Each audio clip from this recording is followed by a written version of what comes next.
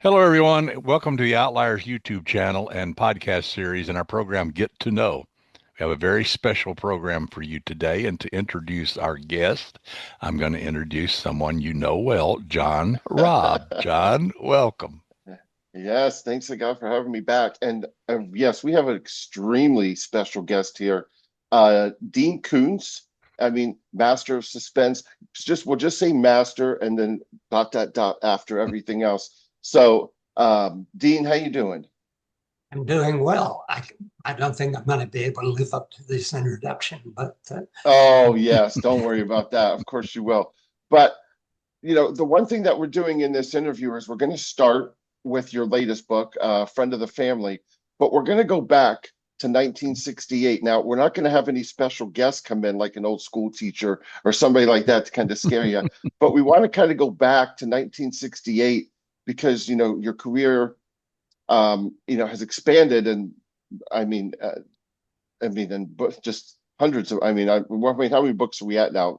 Close to 100. I'm sure, at this yes. point. And so to just kind of see how everything is just kind of moved now from the past to the front and how everything has gone on.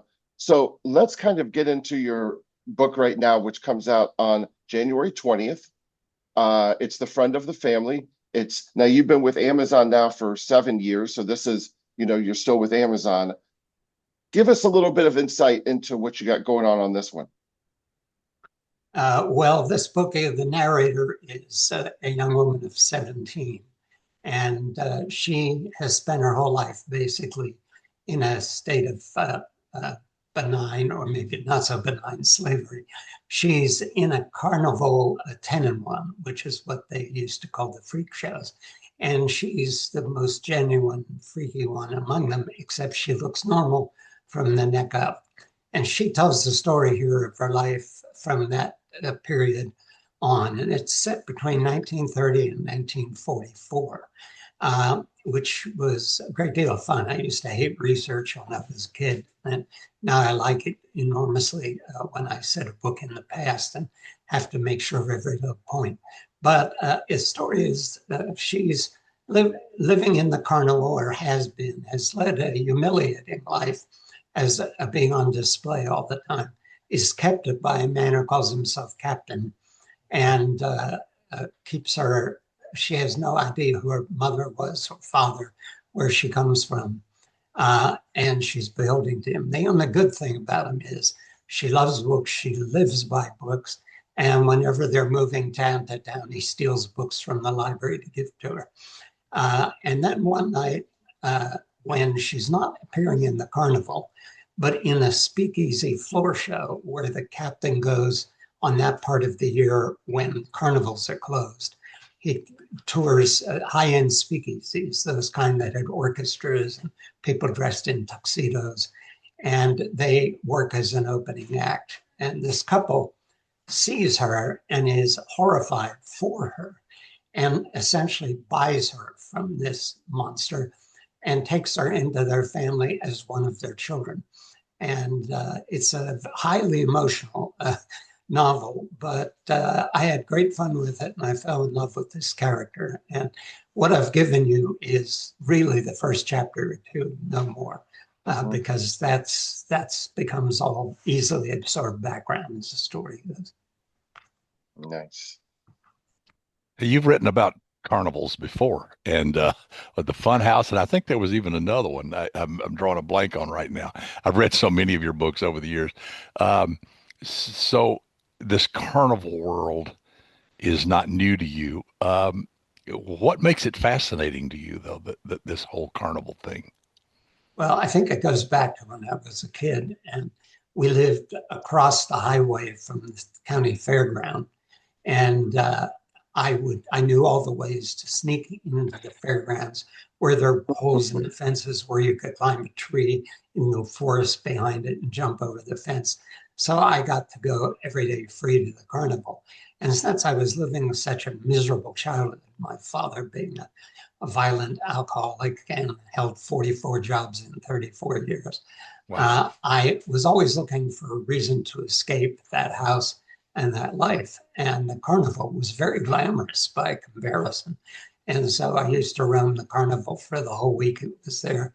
And I had a dream, I think, about running away with the carnival one day. I never did, simply because I thought it would break my mother's heart. But you could run away with the carnival in those days, Sure. even an underage kid, Yeah. and nobody would look for you that much. Things were very different then.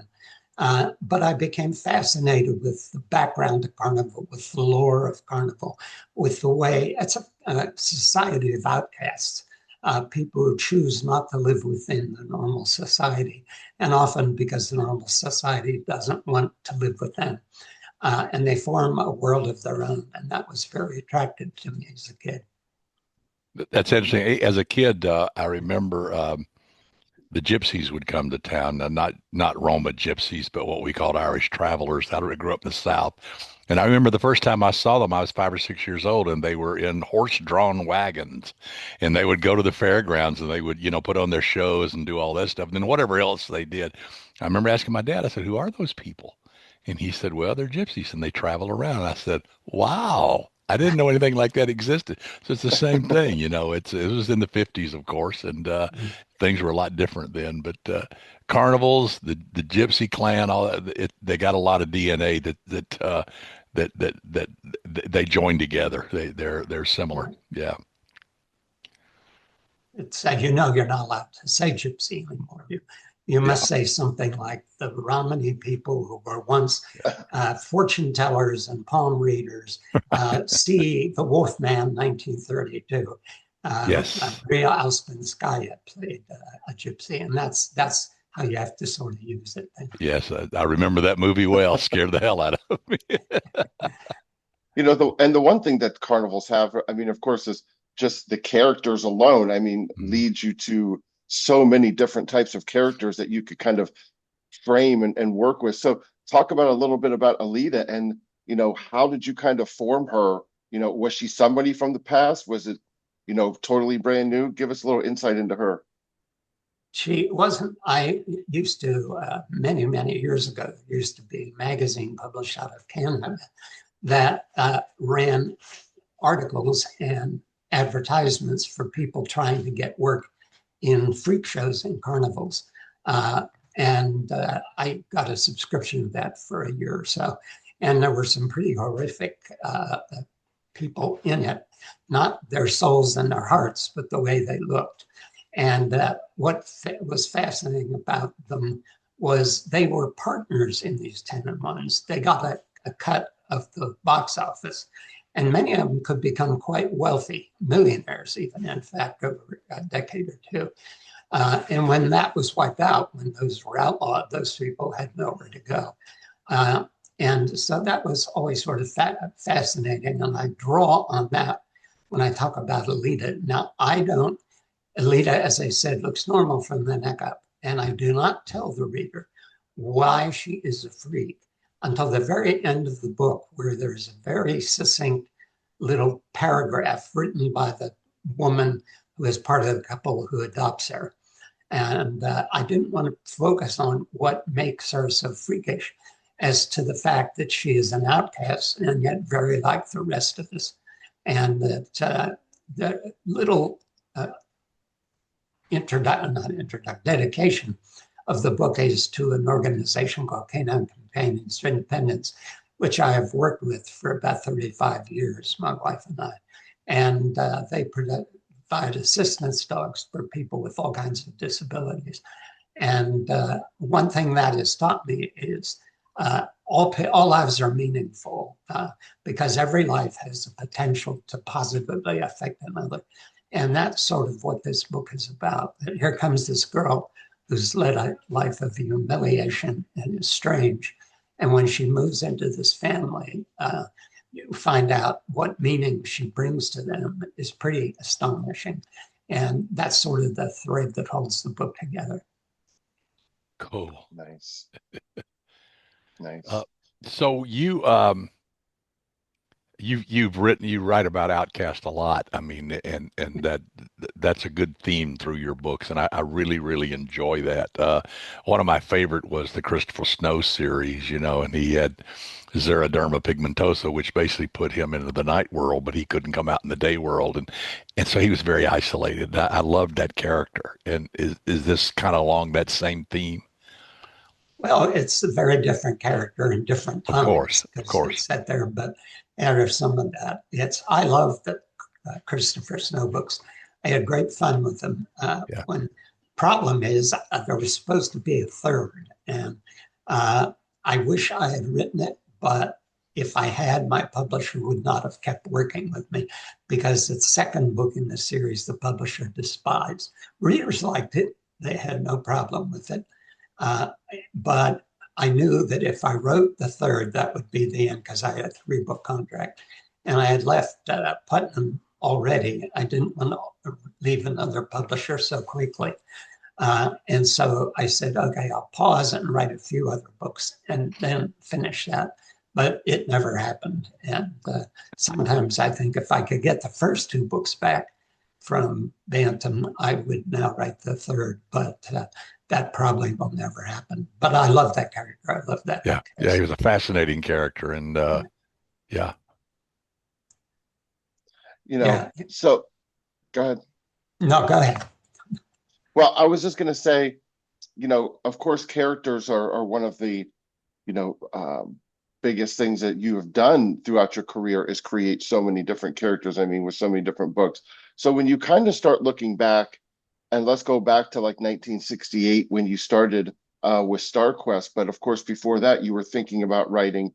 You talked, a little in the opening about how you wanted to escape.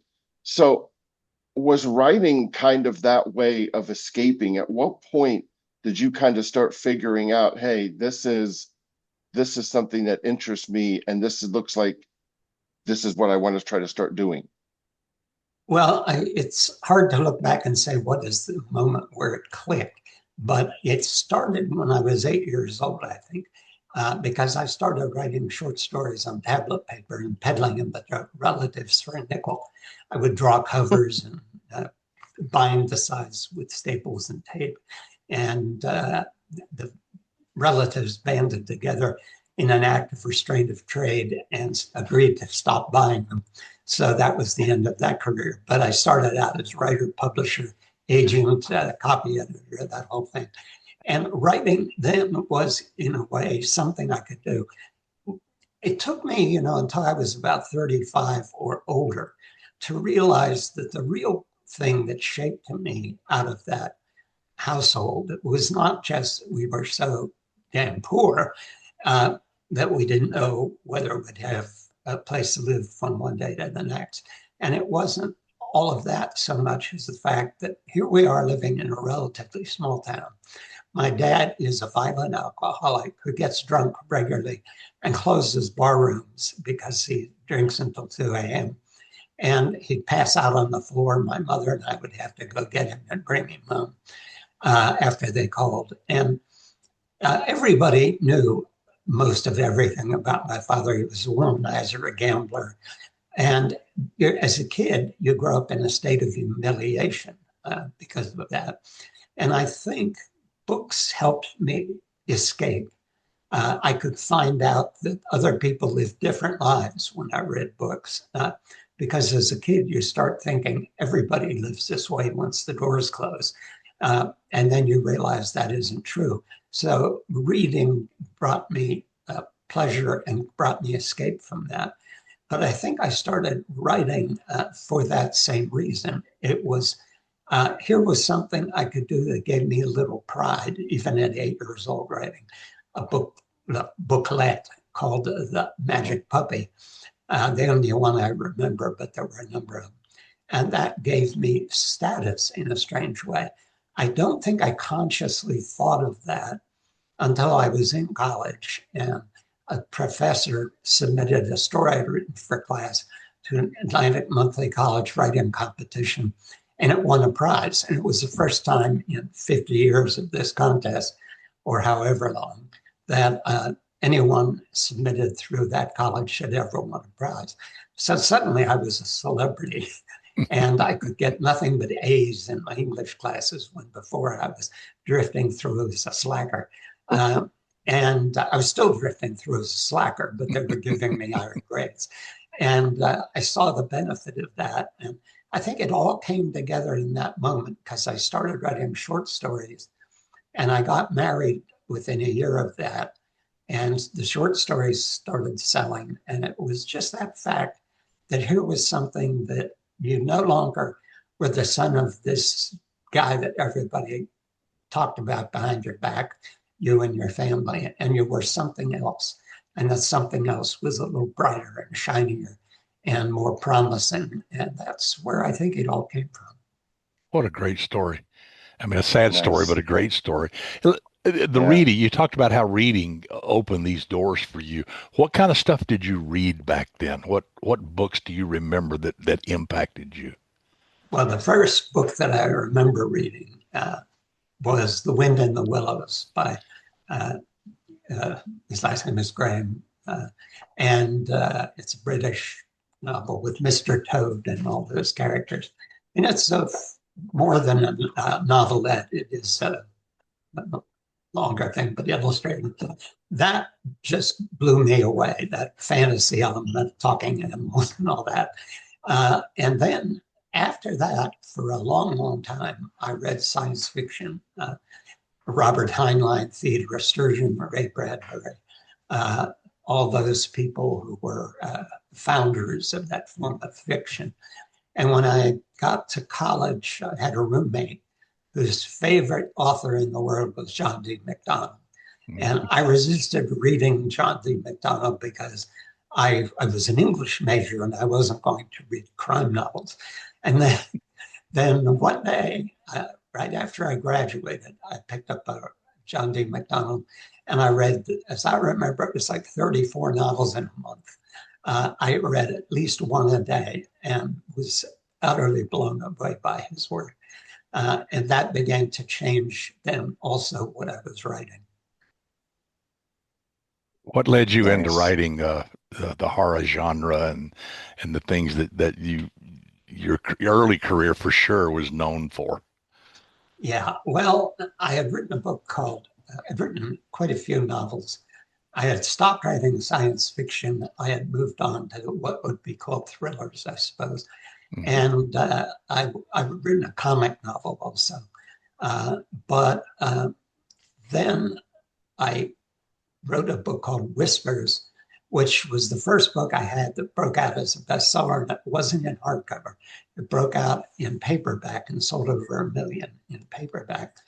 And that's where I was ready and willing and most interested to go.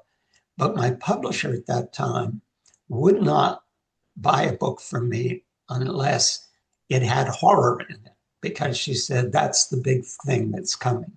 And she was very right about a number of things, but wrong about others. She was right about that's where it's going, but it wasn't the right thing for me to do. But I was in a point where suddenly I had made money, but the place where I made it is saying, no, we won't give you a contract unless it's got a more of a horror element in it. And so she offered me the first time I ever was offered a 6-figure advance to do one. So, sometimes you have to do what you have to do. And I had been writing at that point full time for, I guess, 13 or 14 years and was scraping by, making a living, but not a great one. And so I said, all right. And I wrote a novel called Phantoms. And when I delivered it, my agent she said, I can't give you major publication of this. I find it too horrifying. I thought, well, damned if I do and damned if I don't. Yeah.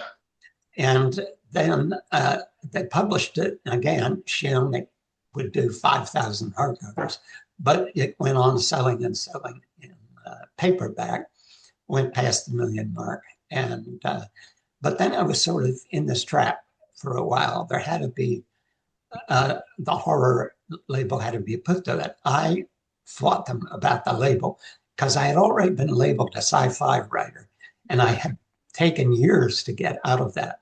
And I had said to myself, I don't want any labels anymore. So here it was happening all over again. And she and I used to fight about this. And I subsequently, after I left there, uh, I heard from other editors and a friend who worked there for a long time after how upset my publisher was each time a book came in, because while it might have had horror elements, sometimes it had humor, which she thought the two could not be combined, or it had a love story, and she thought that couldn't be combined with horror. And we were all the time, when I delivered a novel called Lightning, uh, we fought about that novel for 6 months. And I was not in a position yet to fight about anything. I just usually had to take guidance as best I could and resist as well as I could things I thought were wrong. But with Lightning, she said to me, "This is a young adult novel." And I couldn't understand why that was. What? She said, "Well, it's because the lead character is a child through the first quarter to a third of the novel before she has grown up, and that makes it young adult." And my argument was, well, then Oliver Twist is a young adult novel, and so are all these other books. So is To Kill a Mockingbird. Exactly. That didn't Yeah. work, but finally, the book was published. I was told it would be a disaster. Instead, it went through like 15 printings, and often Yes. when it went to number 3, and I was aware that it wasn't in bookstores. Crown was having discounting bestsellers for the first time that was done, Crown bookstores. And they had a bestseller wall, 1, 2, 3, 4. I would go in and there would be all these other books, and there would be Lightning with no copies. They would just be empty pockets. And I was trying to tell my agent, demand isn't being met. And my agent kept saying, "You're wrong," until finally she went into a bookstore and saw that I was telling her the truth. And it was because the publisher just didn't feel right about backing a book she had been so adamant against, poised against. And that was when I thought, am I going to have to leave here? I didn't for several more books. And the very next book after that was the first one that had his number 1. It was a book called Midnight. And that told me, do more what you're comfortable with doing. And I did a book called The Bad Place then, and Mr. Oh, yeah. Murder. And those started drifting a little more away from that. I had never done a lot of supernatural horror. I had done more scientific sort of horror thing. And I began to enrich the books and the elements in them. And as I moved, and then eventually things happened that we did have to part. But that's sort of where it all transitioned from. I tell young writers, and you both will understand this. I've probably said it with John in an interview before. When I came in as a young writer and was struggling to make a career, I kept being told things that you couldn't do. And whenever I'd ask why, it was basically said to me, "This is the wisdom of publishing. We've been doing this all our lives. We know what works and what doesn't." And I tell young writers that really the common wisdom of publishing generally is this: it's very common and it's not wise. And as a consequence, you have to take it with a very large grain of salt and try to be true to your own vision. I think that's a great lesson. I love Mr. Murder. Mm-hmm. I thought that book blew me away. But around the same time, you wrote one called Dragon Tears, and the Yeah. imagination in that story, your imagination in that story, absolutely was stunning. How you came up with all the things that happened right here in little Orange County. Yeah, right in your backyards. So, Yeah. and as a 13-year-old kid, Phantoms is where I found you. That's where I first uh, saw your name and got it. And it wasn't a bookstore. I think it was like Wald. There was when we used to have bookstores in malls, which doesn't happen anymore. But that's where I found you. And, you know, and I love the horror, but the one thing that I always get from talking to you, and I think that you just kind of said is very, very early on, you got involved in the business side of the writing. And a lot of authors today don't do that, and they don't understand the business side, and I think it hurts them. Did someone tell you that, to do this? Was it just instinct? Talk a little bit about like why you decided to get so involved in the business, so early on. I think part of that was my wife, whose background is in accounting. So Hmm. she's always been the one who handles the checkbook and the other and saves me all that nonsense. And that would be part of where it comes from. But also, fairly early on, I was interested. I, I will tell a little story. I think also this is where I thought I better start looking out for myself. I published a book with a publisher. My first novel, in fact, my first few novels were Ace doubles. They were published by Ace Publishing in a line that had two novels in one volume, and each end of the novel had a cover. There was no back cover. There were two front covers, and the books ended in the middle. It was an interesting concept. And the first thing was Star Quest, and that sold, and they supposedly paid $1,500.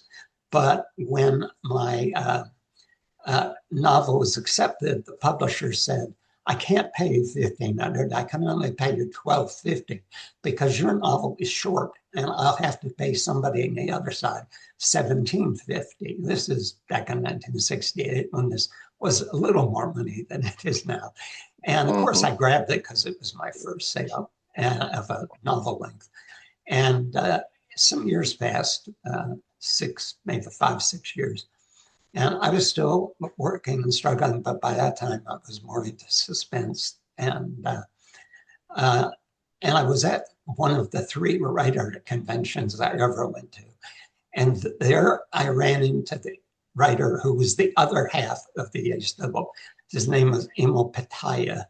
And I introduced myself and I said, my first novel was on the other side of one of your novels. And he had published a number of science fiction novels. And he said, yes, I know. Because of you, I had to take $250 less. And I discovered the publisher had used the same story with both of us in order to save $500 of advances. And at that point, I thought, I don't think everyone's a crook and everyone isn't, but I ought to know more about what the profit margins are and that sort of thing. So I started aggressively trying to find out. And back in those days, when I was uh, not quite into the successful part of the career, I learned that um, at that time, a paperback that was selling for $6 would cost about 20 cents to manufacture and distribute. And I thought, that's a heck of a market. Even when they give 45% discount to the bookstore, it's still pretty darn good, especially if the Hmm. author at that time, at where I was in the business, was getting a 6 or 8% royalty, 6% most. Right. And that's when I started to say, the more I know, the better this is going to be. And it eventually led to my having to leave an agent when I had learned so much that I had learned my agent wasn't my agent. My agent was working for the publisher. That was an eye opener to me. But I've always been interested in it. I don't understand writers who don't have any interest in it because it is your life, it is your career, and you might want to know a few things about it. Well, Absolutely. you've written under a lot of pseudonyms. Did Mhm. that Was the publishing industry the one that pushed you in that direction, or did you do that on your own? And uh, That was the agents and the publisher. If you would, I would deliver a book and they would say, well, this isn't exactly the genre the last one was in. It's still suspense and all that, but this one is aimed more at women, that one was aimed more at men. I didn't see either of those contentions as being true. But as I was a beginner and all that, so they would say, you'll need a pen name if you're going to write something like this. So I created certain pen names, Brian Coffey, K.R. Dwyer, and they each published 4 or 5 books or whatever each. And then there were some one-off. I'd do one penning. And when the books began to sell, the first one that sold over 1 million was actually under the name Lee Nichols, Leigh. And it was a book called The Key to Midnight. And it was sort of Helen Guinness international suspense kind of writing. And it was eye-opening to me at that point. And then when another pseudonymous book under the name Owen West sold a lot of copies, I said, there's something here to be learned. I don't think these books are breaking through because everybody so loves that genre that they want to buy a first book by a new writer that nobody's heard of. Why did this happen twice? And that's when I began to think it's word of mouth comes more from the voice of the author that resonates with the reader than it does than what the story is about. And I think that's proved to be true over the years because I've written all kinds of things and readers have stayed with it, book to book. Where back in the day, if you wrote a book with a bricklayer as your lead character, then the publisher wanted every book thereafter to have a bricklayer in it. And it was, that stopped. And I began to see, no, it's whatever takes place inside of your messed up head that makes your fiction what it is. That's what the connection is. It's not necessarily the genre or what's on the cover or anything else. And I think that's held true all these years. Well, you're obviously very prolific. Yeah. How long does it take you to write a book? From the time you get the idea and you sit down and say, okay, I'm committing this to page, what kind of time frame typically are we talking about?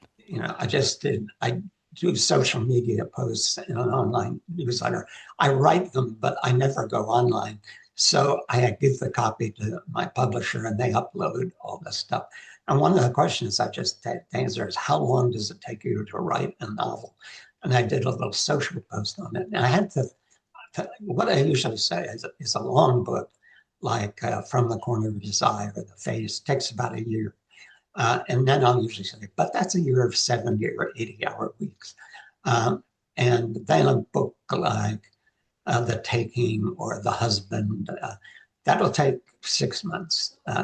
But then I thought I got to put this in a more cohesive form. And I did some calculation, went back and looked and everything. And I could say, honestly, a book like The Face takes 4,000 plus hours.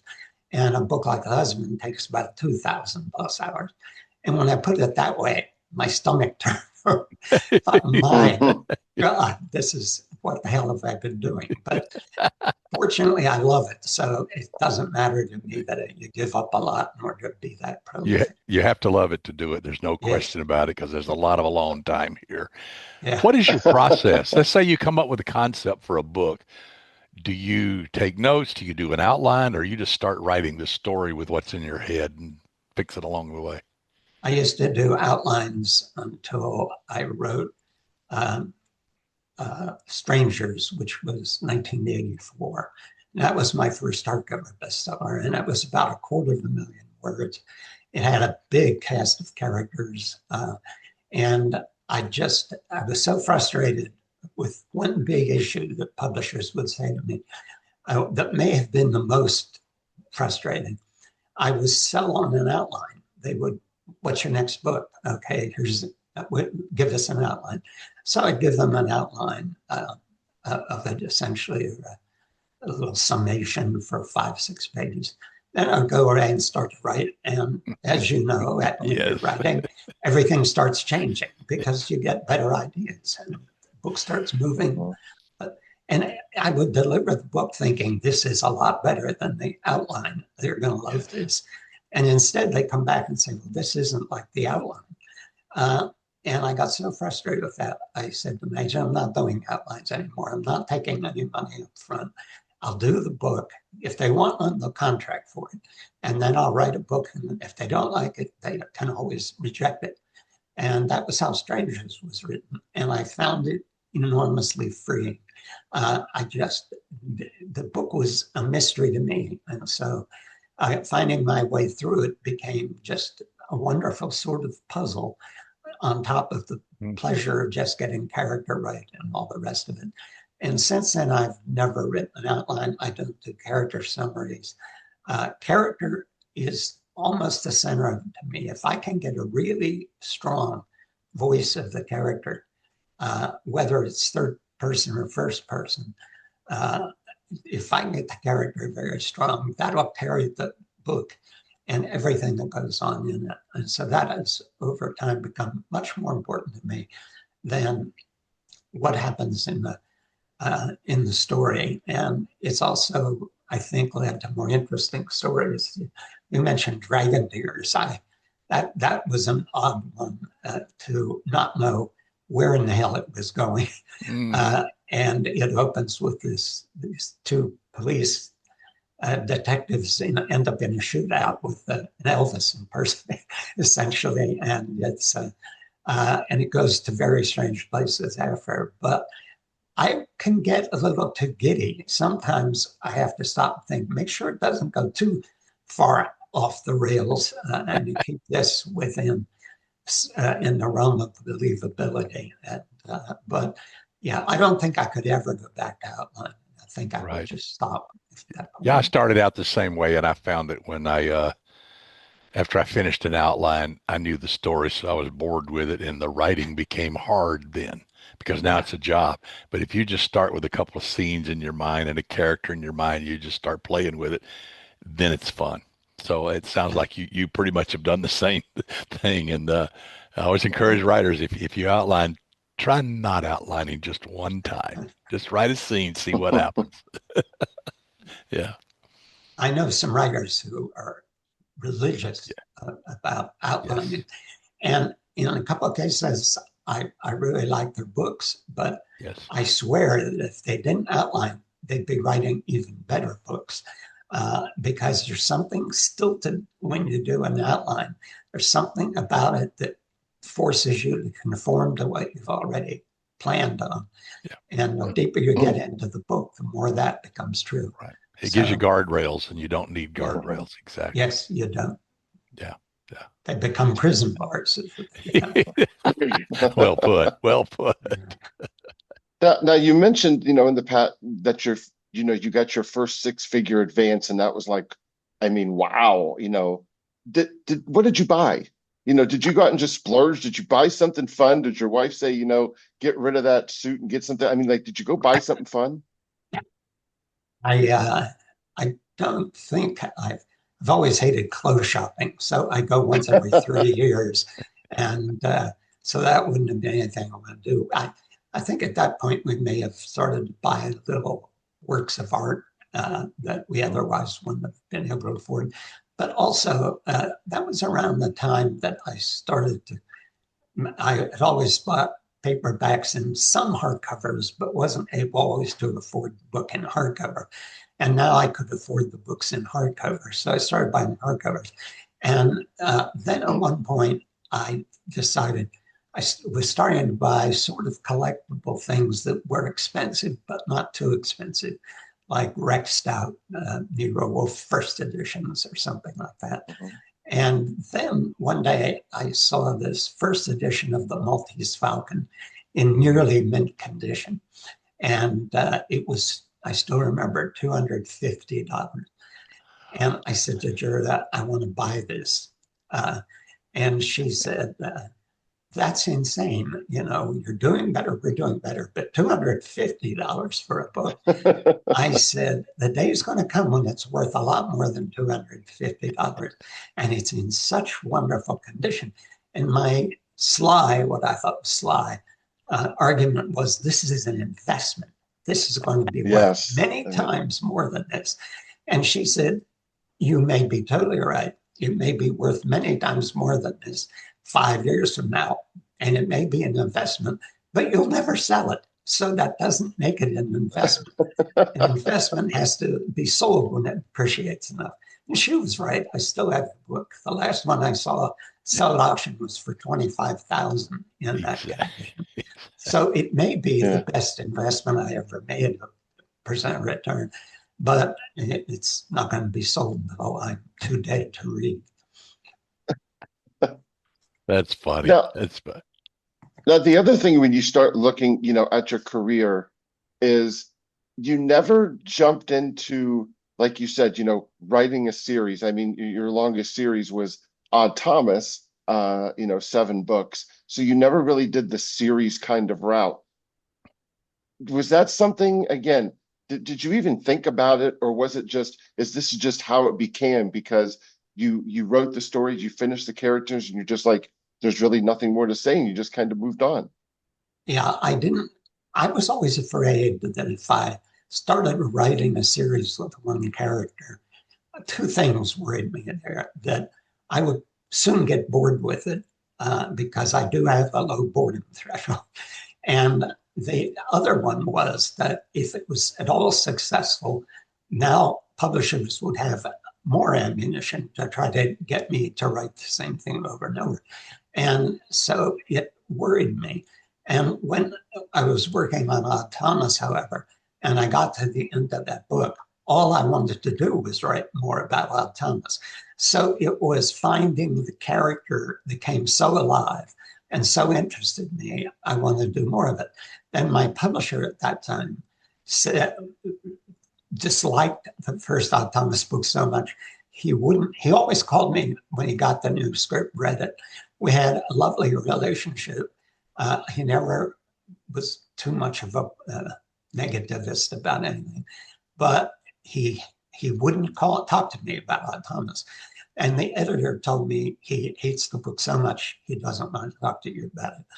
And I said, well, that's a problem because I want to write more Thomas novels. And he came back and said, I want something really scary. So I owed one more book, and I gave him a book called The Taking. And then I said, if time for contract, I want to write more Thomas. Well, by that time, I was not even finished with The Taking yet. By that time, Thomas, the advanced copies went out to book reviewers and to booksellers. And the first evidence was that the orders from booksellers jumped up, and there was excitement from them. And then when the reviews started coming in, I think we got over 100 some reviews of that book, and only one of them was bad. And then the publisher, much to his credit, came back and said, I still don't know that book. I don't understand that book, but I'm wrong. You can write more Odd Thomas, but just give me a non-Odd Thomas between the Odd Thomases. And I said, that's fair enough. I can work that way. And I always knew in a sense that the Odd Thomas series had to be limited because he's made a promise in the first novel that has to be kept. And it would just start to seem like you were dragging it out to get more copies. Right. So if you didn't fulfill that promise, and I'm fulfilling that promise, not to give anything away to anyone who hasn't read the series, as soon as you fulfill that promise to them, there is no series. So that time I thought, well, I'm certainly never going to write any other series. And then I wrote the 5 Frankenstein books, which I had great fun with, but it was because I turned the concept on its head and took it a place where it was more fun to write about. And then the Jane Hawk novels, that was a character I started writing with no idea I was going to write 5 novels with her. And I fell in love with her. This character kept doing stuff I was stunned that she was going to do.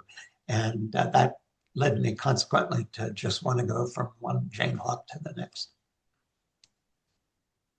Wow. Nice. Yeah, obviously your maybe most, if not most famous, most critically acclaimed book was The Watchers, and which is a brilliant book. I mean, it's so well done. I know everybody, anytime your name comes up, everybody says, "Oh, did you read The Watchers?" Of course I did. Probably 3 times. Where did that idea come from? Because it harkens back to Frankenstein, as you mentioned, and all that stuff. How did you come up with that concept, the dog and the guy and all? It was just wild. I had written some less than interesting thing about genetic engineering.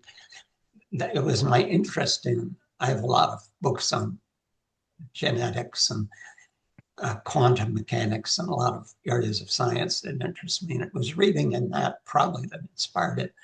I can't quite tell you where the seed of that book comes from. You know what it's like. Sometimes you start a book, you know exactly where the idea came from. Right. In other cases, it's like, well, where did this get from? You can't ransack your mind to understand where you got this little premise. And Watchers, it's very hard to me to say where that really began, except I wanted to write a dog story. And when I started that, I won't say, I'm not sure I knew what Einstein was going to be, the dog.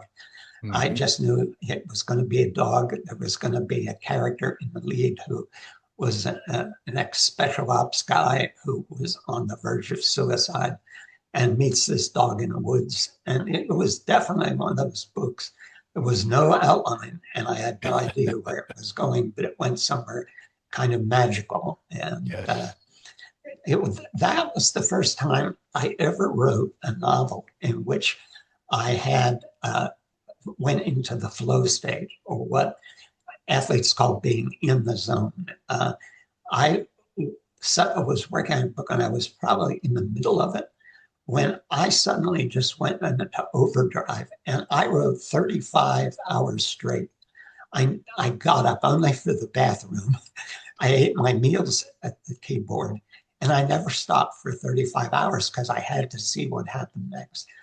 And then I slept for like 16 hours straight after that. And that happened to me again later in the book. And it was this almost astonishing thing.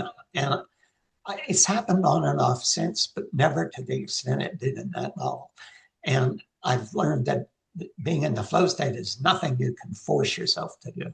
It either happens or it doesn't. And you can try to understand the circumstances and inspires it, and it's worthless. You can't make it happen. But it happened in that book. And when I was done with it, I thought, I really think this is going to be the breakthrough book. And we sent it to my publisher. They had done Strangers and Lightning. Or no, let's see how to go. The Strangers, yes, and then Watchers. So we'd had one little low-level hardcover bestseller and a couple of paperback bestsellers, but this one felt like the breakthrough to me. Fortunately, my agent thought it was charming. She could, and my publisher was more enthusiastic about it, and didn't go out with large numbers or anything, but had to keep going back to press. And that was the first book that broke into the top 10. And it was one of the great glorious things in my career, not so much because now that book has sold over 12 million copies worldwide. And Sure. it's certainly my best-selling book. Wow. And but it's not so much the success of it, because the absolute joy in writing it that leaves it so close to my heart. Yeah, don't you love those times? I mean, even in small doses, where you can sit down and you spend 2 hours and you write 2 chapters that just fly. It's like, wow, like you're soaring. And then you sit down for 2 hours and get 300 words out and you're banging your head against the thing. Or, Like, why is this not working? or you get two sentences and the next day they Exactly. don't look very good. It Exactly. was, yeah, and it's the strangest thing about that was I do multiple drafts of every page. That's how I work. I don't move on to another page till I've done multiple drafts of the page I'm on. Uh, but that was different in Watchers. I couldn't resist just moving forward. And I remember after I woke up after sleeping, and I've written those 35 hours and gotten, I can't remember now how many pages, but it was maybe 20 or what. It was a ridiculous number of pages. And I thought, these can't be any good. And I went back to them. And the eerie thing was, I read those pages. There was not one typo. This was in the days before I had a computer. There was not one typo. There was not one punctuation error. It was perfect. And I thought, if I did that for 35 hours without sleep, why can't I do that anytime? But you can't. It's just the way it is. No. I always tell writers, if you're struggling with a scene, it means you're not ready to write it yet. It hasn't percolated in your mind enough that it's ready to flow. And I think that's kind of, you were ready to flow. You had these scenes in your head and bang. I love that. I love that. Yeah. Now, the one thing also about Watchers is 3 movies were made based off that book. Do you have it? Yeah. Do you have a favorite? that movie, there were actually 4. There were 4. There were 4. And one was worse than the next one. The next one was worse than the ones before it. But they sold well in video. And so Mr. Corman, who was the producer of those, and I had an agent who pretty much sold me out, and I didn't recognize it at the time. But that 4th one, I think it was the 4th. That was about to come out, and I saw an ad in the trade paper, and it said Dean Koontz's Watchers 4, and they had no right to put my name up in the possessory credit. And so I went to my agent, and it was because of the, I think it's called MIFED in Italy. It's the film rights market that lasts about 2 weeks every year, and that people come from all over the world. And the producer had a booth there. He produced a lot of movies at a low budget. And I went to my entertainment law attorney, and said to him, is there anything we can stop this? It just breaks my heart. This is one of my favorites from my own books. And it's one god-awful film after another that has nothing to do with the book, basically, except it's got the dog. Right. And he said, well, they're putting your name above the title, and they can't do that. So we went after them. It was ungodly expensive. In the course of it, one day I was at home, and I was working, and I got a call, and my attorney said, you're about to be served with a lawsuit by your producer, Mr. Corman, and he's going to sue you for $15 million for distress and psychological distress and all this other stuff. Oh, jeez. And that's kind of an interesting bit of news to get. And I said, well, he has to serve me. And he said, well, it doesn't quite work that way. He has to serve someone. But you might as well just take it because he'll serve it. But they'll find their way, even though you're living in a gated community, they'll find their way, which they did. But if you want to fight this, we'll fight it. So we fought it by getting an Italian law firm and papering that marketing event with notices that we were going to have to legally go after anyone who bought the rights to do this in other countries, to run this film in other countries. And so it all ended up in court to condense this. And we won in court. And they couldn't release it with my name associated above the title. So at that point, they had been so sure of winning that I think they had manufactured 35 or 40,000 tapes and packaged them and had ready to go. And they had to redo all those tapes if they wanted to release it. So it was satisfying, but very expensive I way bet. to go. And Jeez. but it was worth doing because it sort of I might have been seeing Watcher 7 if that had. So it's not all glorious when you sell one of your books to make a movie, I guess is the moral of the story too. You know, when we placed I hadn't written Frankenstein novels. I'd written a script for a TV series, and we made a deal. And I had a well-known producer, former agent that was working with. We placed it with a network. They wanted me to expand the first episode from an hour to 2 hours, which I did. Uh, and then the agent working on it brought in a young director who'd only done one film, I believe, and a bunch of TV commercials. But they hadn't signed with him yet. And Ari Emanuel, who was head of the agency, represented Martin Scorsese, and he gave Scorsese my screenplay.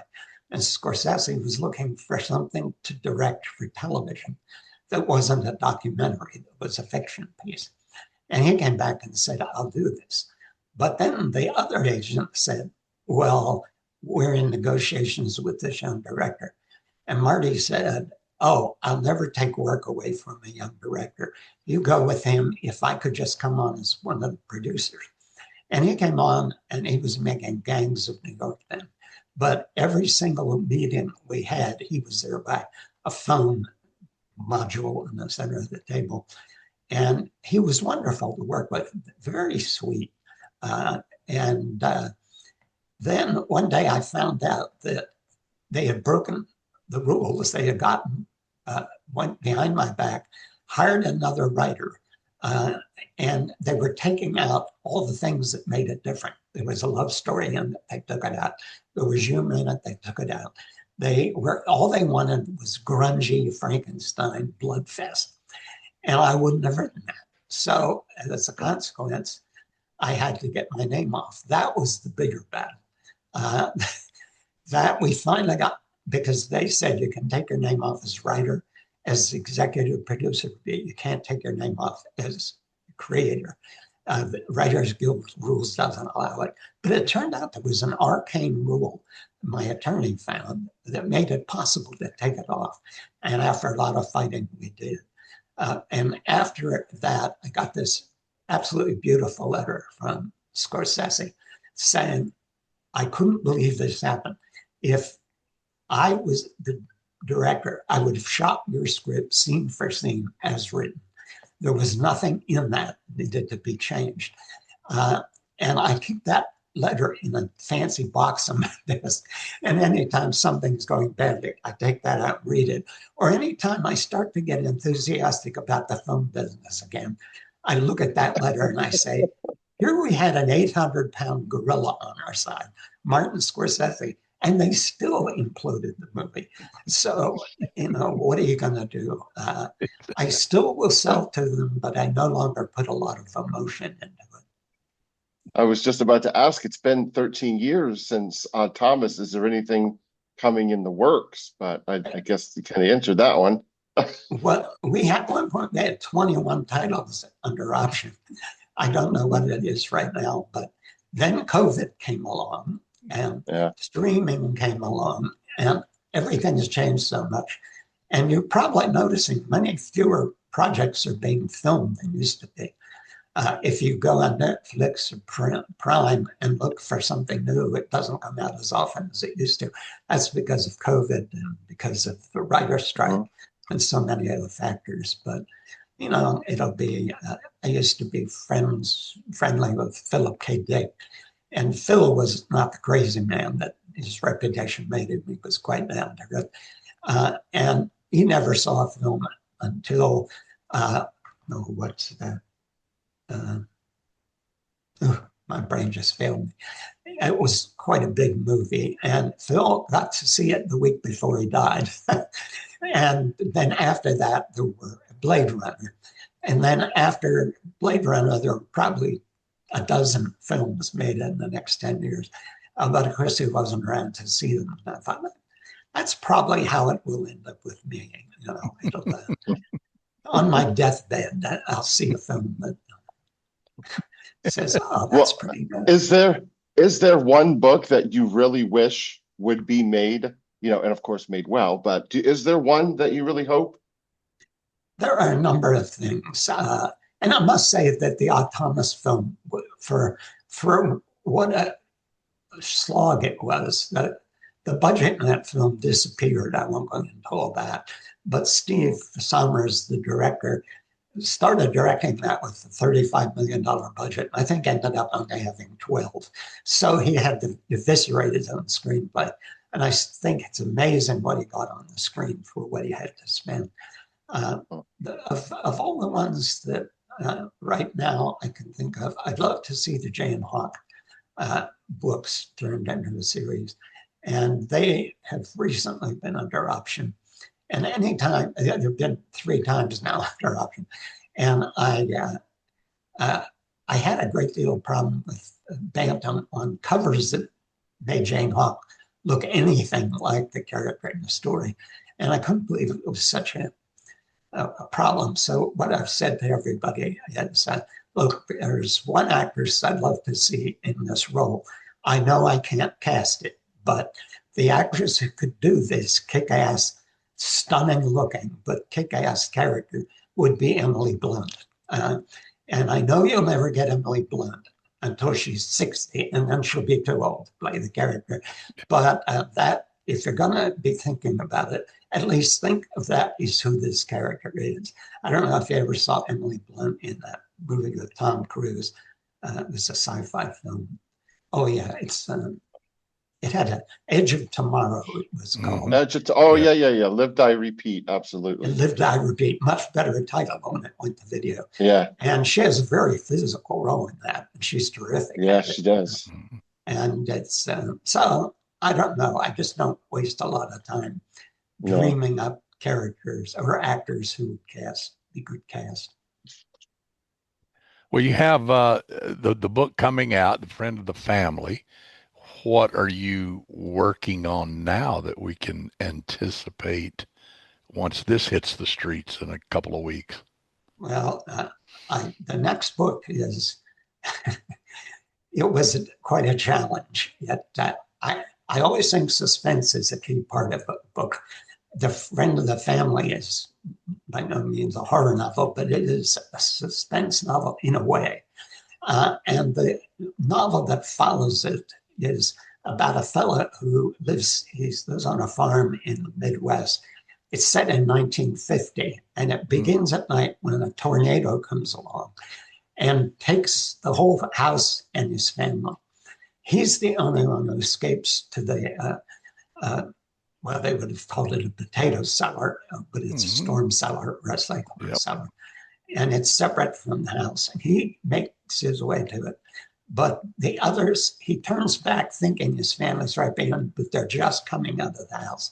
And as they're coming off the porch, he sees the whole house collapse and not collapse so much as go up in big pieces right up into the funnel. And right after that, his father's carrying this guy's sister, his mother's are in it, and they all go up too. And it's just like Somewhere Over the Rainbow ought to be playing, because they're not torn apart. Everything just seems to go up and disappear as it would have in the movie. And he goes into the storm cellar and rides it out. But he comes out, and here's where the book was interesting to write. He's a very appealing character with an IQ of 75. And he's, in those days, you would have used the word moron for somebody at that 75 IQ level. He comes out and he finds what to him are signs. Because he saw the house almost go up on one piece and the parents go up whole and very quickly, he gets the idea that that house and those people have been moved to somewhere by the storm. And it's put them all down somewhere and they're just waiting for him. And he sets out to follow the storm track and find his family. And it's a picaresque novel because he keeps meeting all these strange people through the course of it, including the first one who's a con artist. And this young man, he's 25, has money on him because they kept their money in jars in the storm cellar behind rows of food. So he left the storm cellar with money. And you think, first thing you think is this con artist he meets, he doesn't realize the guy's a con artist, is going to take that money away from him or going to figure out he has it. And the story is them following on the storm track, who they meet, what happens. It's got a lot of action in it. But the interesting thing for me was I thought, I want to tell this in first person. So I had to create a grammar, a syntax, and a punctuation mode that would make you believe this guy could tell this story and that nevertheless would be engaging and fun to read. And it was one of the biggest challenges I've ever had. And I had no idea how this was going to be received. And my editor on the last, 12 books, who's a wonderful editor, came back to me and said, I only have 1 page of notes.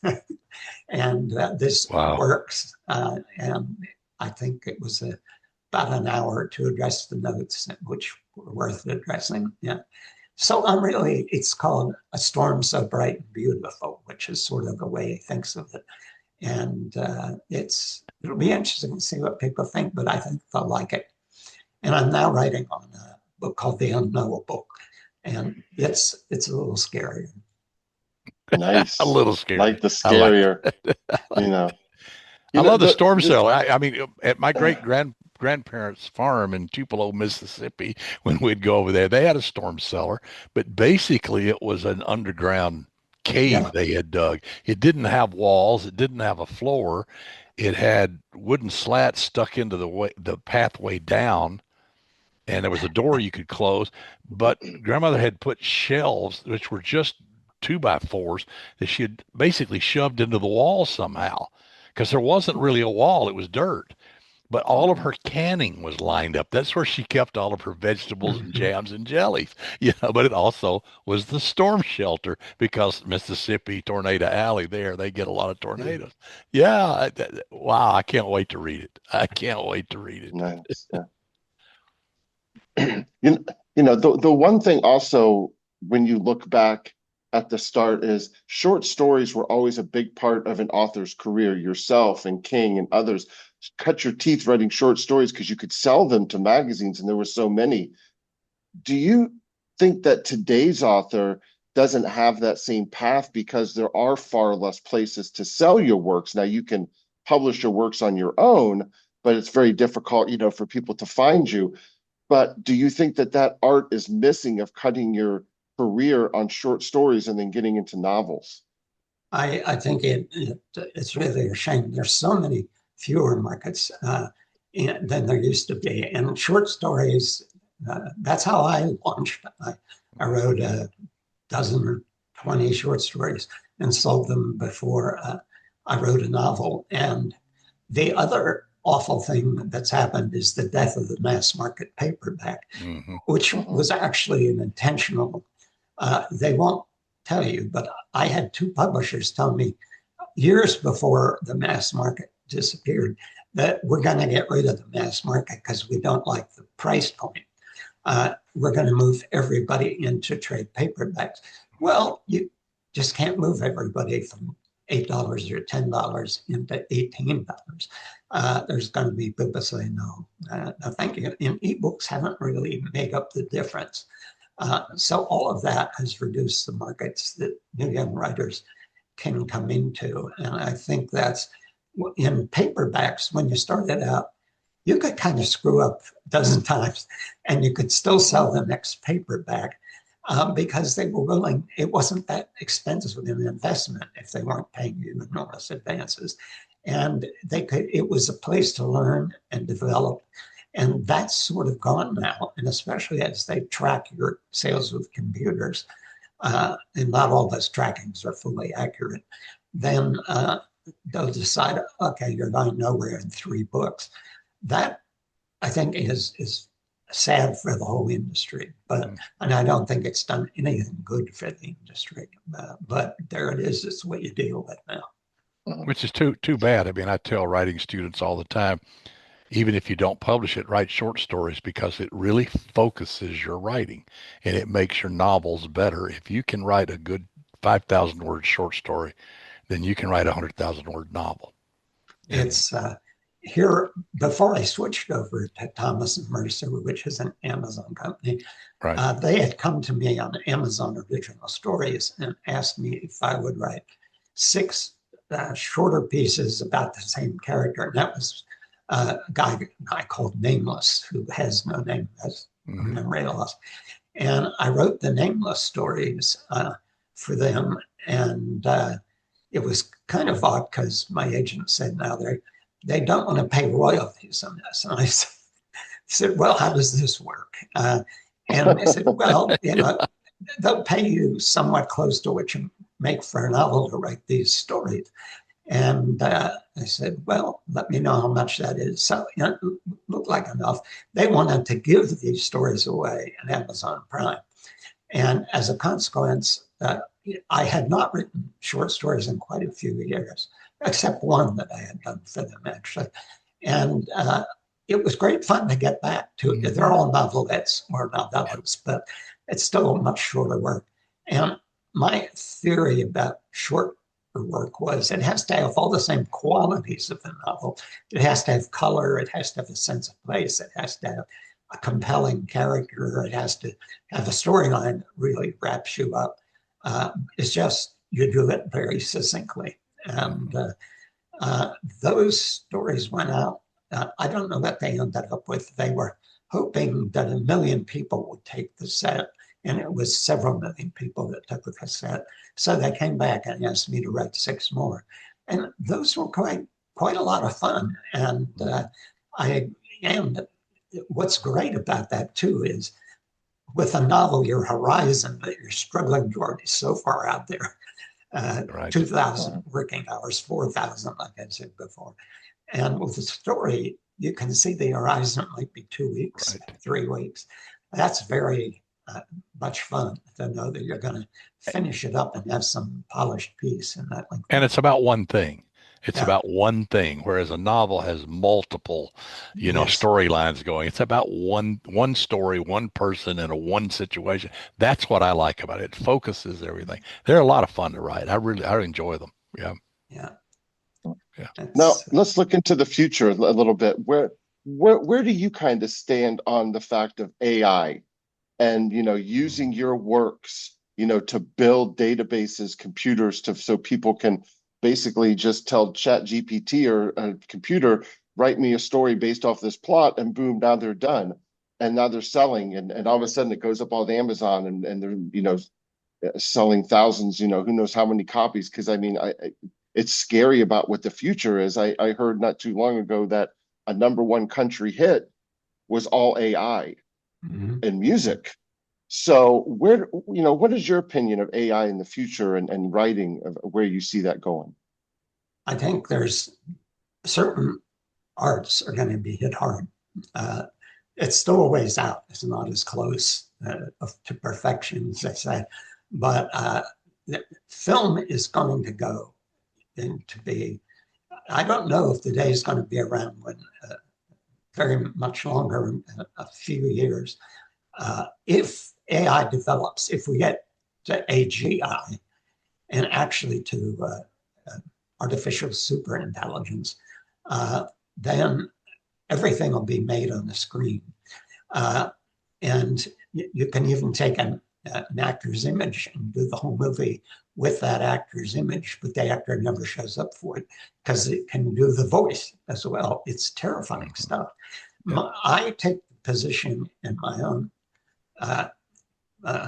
way of looking at it is, look, it comes down to what I said earlier. It's the unique voice and imagination of the writer more than any particular way the story is put together. It's that, let's just say let's go for a music sort of reference and say it's soul.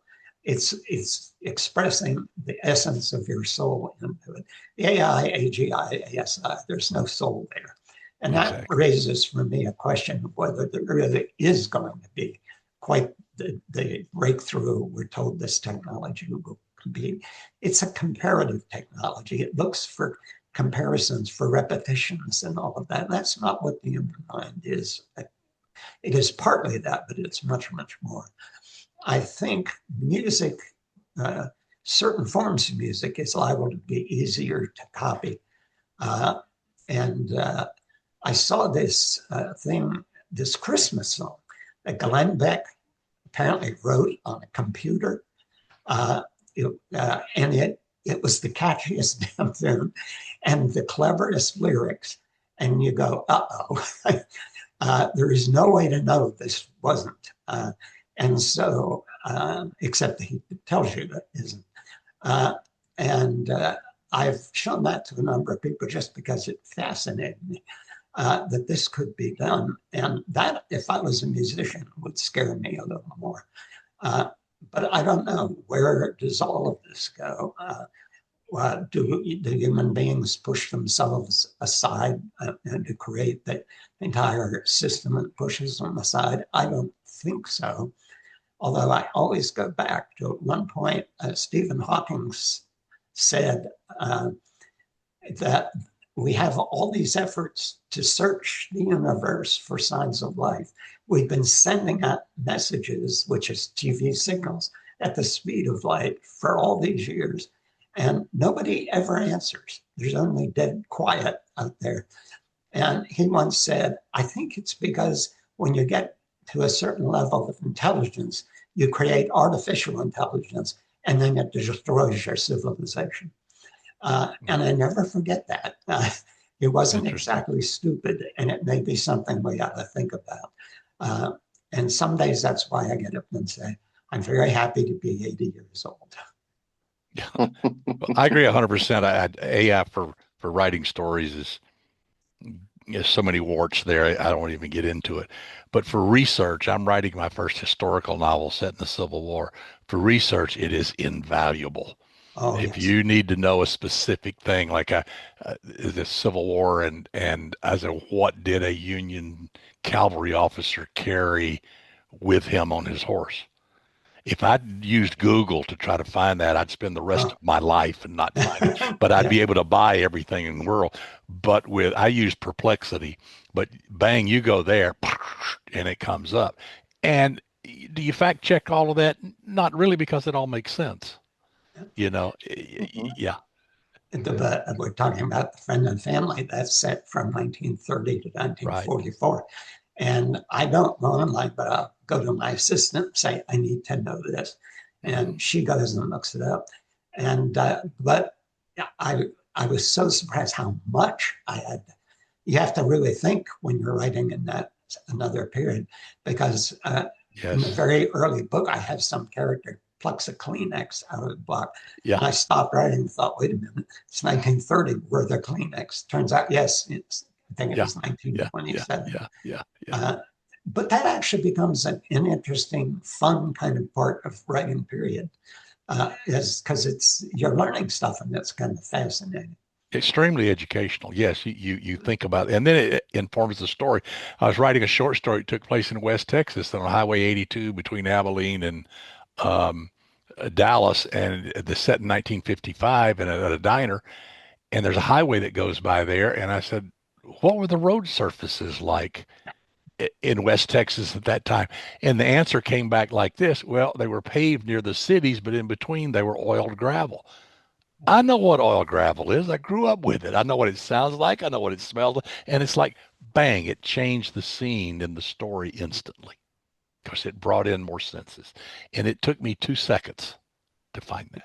That's the beauty of AI. Yeah. But don't Yeah. let it write your Yeah. story for you. No, no. That's the thing, is how far will humans let it Yes. overtake them or not? And I guess that's the question that hopefully we'll have to answer. Well, remember, I hope I'll be sci-fi dead. is only Hope I'll be dead sci-fi. and gone before Terminator's real. Well, You know, sci-fi is only sci-fi until it's real, and Skynet and right? Cyberdyne are out there.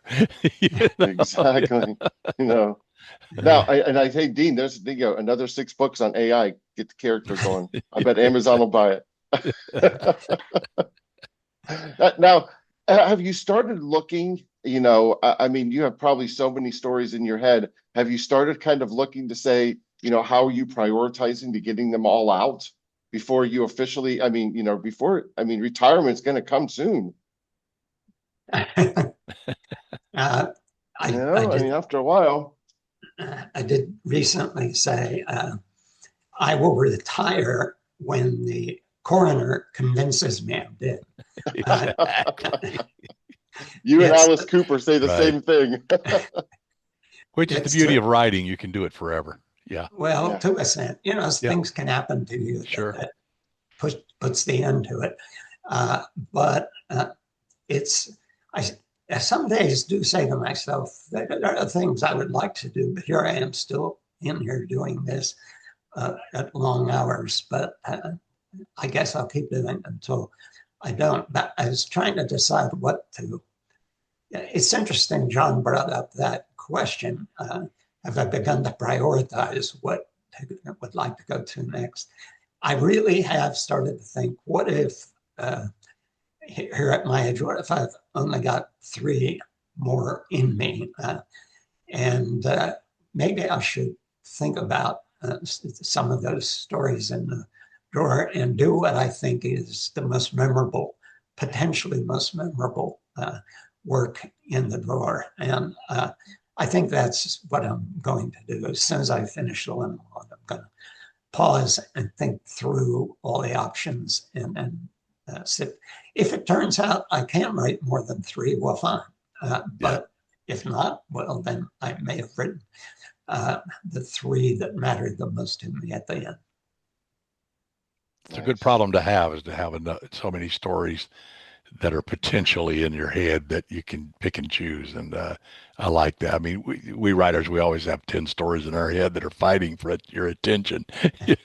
People say, which one should I write? And I said, the one that wakes you up at 2 a.m. That's generally, generally true. Yeah. You can try to do something else, but it's still going to wake you up. Yeah, that's true. I've not. People think most of your ideas come to you in dreams. That's not true. Mm-hmm. But once in a while, I've had 2 that did, and once in a while, there is one that, just like you said, you wake up and whether you were dreaming about it, you're dreaming. You can't quite remember what was going on in your dream. But as soon as you wake up, you're thinking about that story. Right. And if that keeps happening to you, then that's the one you've got to move with. Yeah. I also learned that when you wake up with that in your head, just go ahead and get up, night's over, because you can try to go back to sleep, but you're not going to. You're going to sit there and start outlining in your head, then what if this happens, then that happens, and then that.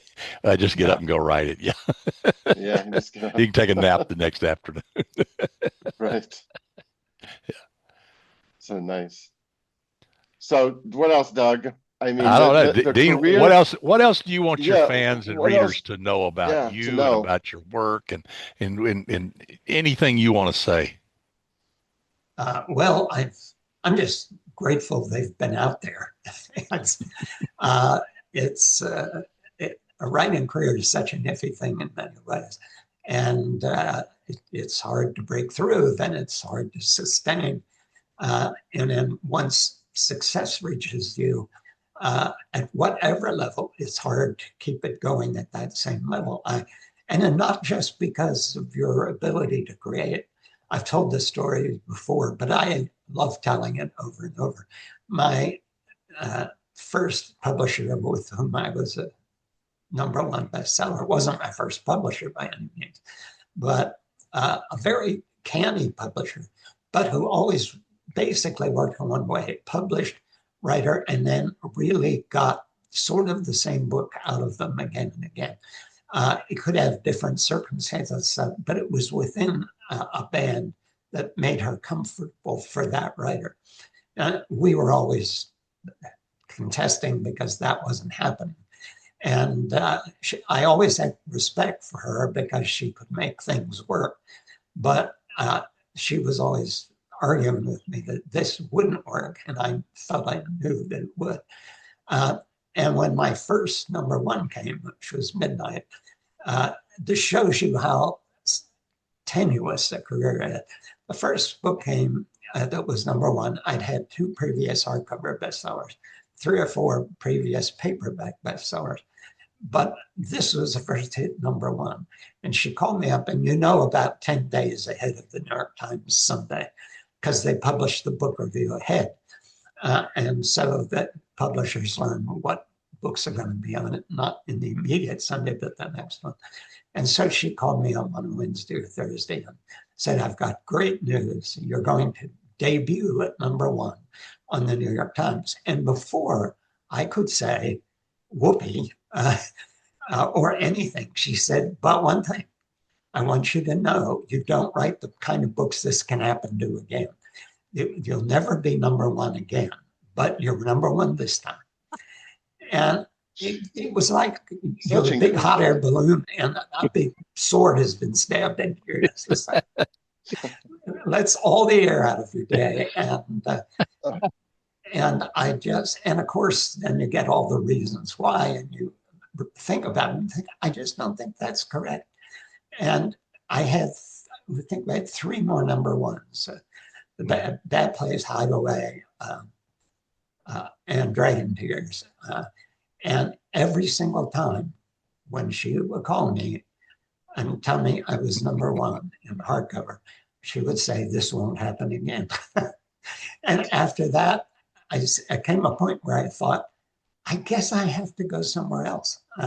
I guess I have to go somewhere where they know where they think it's going to happen, and they're going to try to increase sales, because we were increasing paperback sales, but it was grudging increase on the hardcover. And I went somewhere else, and it worked just fine for 3 books, and then I had to go to somewhere yet. It was that thing that you think once you get there, it'll sustain. And that was the hardest thing for me to realize. Yeah. No matter how hard you worked, it wasn't going to sustain, because there's so many elements in a success. You might be able to sustain at a best-selling level, but you'd be up and down and up and down. And something catastrophic could happen that would screw you up in a major way. And that was the hardest thing to realize, that the work itself is not always the only thing that matters, and may not be ever the only thing that matters. There's so many other pieces that have to fall together. Well, for young writers who are trying to build a career or even trying to finish their first book, what's the most important thing that you would tell them that they need to know if they want to venture down this road of insanity? Well, there's a number of things I tell them, but I think one of the most important things I would say is, because I've seen too many writers do this, they write some, it used to be they would write and sell short stories, and they'd be doing something. And then they look around, they were getting frustrated. They look around, what are they going to, what can they write to break through? And they would look at what's selling at the moment. And I know several writers who broke through by writing zombie novels. It wasn't what they wanted to write, but you remember, I'm sure, when every publisher was publishing 30, 50 zombie novels a year, and they would break through with something that they knew would break through, but it wasn't what they loved. And I would say to them, be very careful, because once this fad passes, and nobody wants the zombie novels anymore, it might take 10 years, but there come a point when you deliver another zombie novel, and I'm simplifying it, it could just be another novel in some certain form. But once you deliver yet another, they're going to say, oh, the zombie novels don't sell anymore. We're not interested in that. And then you're going to write something different, and they're going to say, well, no, you're a zombie novel writer. And that's where you're going to find out you helped shoot yourself. And that's one thing you don't want to do. You have to start out by writing what you're passionate about.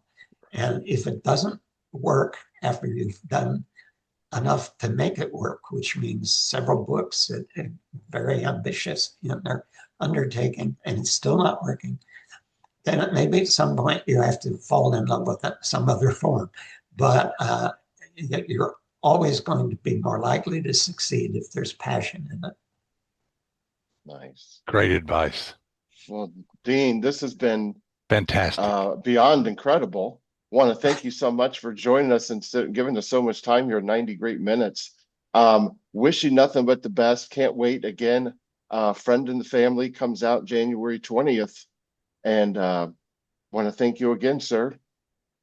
Thank you. And I don't know how incredible it could have been, John. You've had to listen to me babble like this on a number of Oh, times. you know, I could do this I could do this for hours.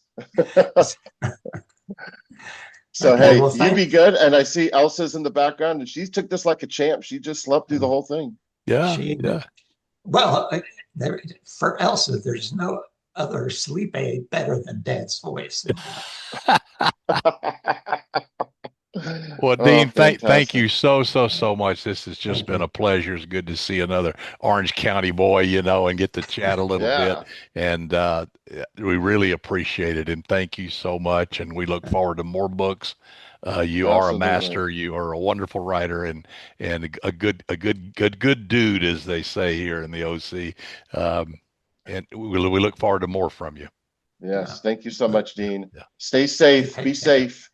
I Well, will try. You too. Thank well, you. You too. All well, right. that wraps Bye-bye. up this episode of Get to Know here on the Outliers YouTube channel and podcast series. We thank Dean Koontz for being here. He is an icon, and go out and buy his latest book and all his other books. And we'll be back with more interviews. And until then, keep reading, keep writing, and keep having fun, and try not to get caught.